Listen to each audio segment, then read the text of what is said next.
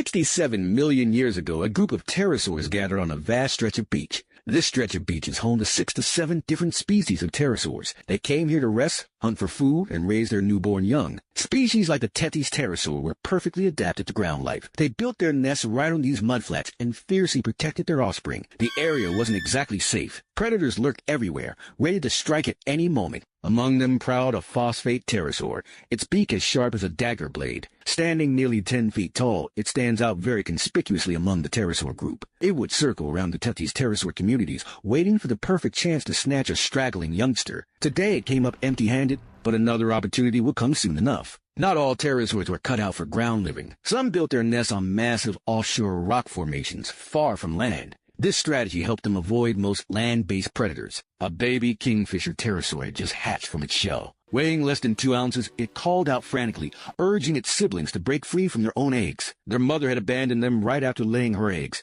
They'd have to survive on pure instinct alone. The first major challenge for these hatchlings was climbing to the top of the cliff, a grueling journey that tested their limits. Thousands of young pterosaurs had already gathered at the summit, preparing for their maiden flight. Their destination? The distant forest where food and shelter awaited them. After hours of preparation, the more gifted youngsters could already manage short bursts of wing flapping. They pushed their way to the cliff's edge, using the steady updrafts to attempt takeoff. Finally, one brave little soul took the first leap into the void. With a leader showing the way, the other hatchlings followed suit, launching themselves into the sky one after another. But this journey required more than just physical strength. It demanded serious luck. Aerial predators had been waiting for this moment for quite some time. A Barbary pterosaur circled overhead. Though primarily fish-eaters, they weren't about to pass up such an easy target. When faced with this sudden attack, the hatchlings had only one defense: fold their wings and dive straight down, dodging those razor-sharp jaws. The downside? They lost precious altitude, making their journey to the forest even more challenging. The Barbary pterosaur kept up its relentless pursuit from behind. Eventually, one kingfisher pterosaur hatchling was forced to make an emergency landing on the beach. But for a young pterosaur, this sandy shore was just as dangerous.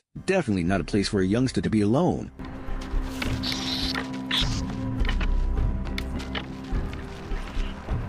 In the end, only about 1 in 5 hatchlings successfully reached the forest. These lucky survivors would find food and protection among the trees. Over the next 5 years, they'd gradually mature into adults. Once fully grown, they returned to this same birthplace that raised them, continuing their species' eternal cycle of life.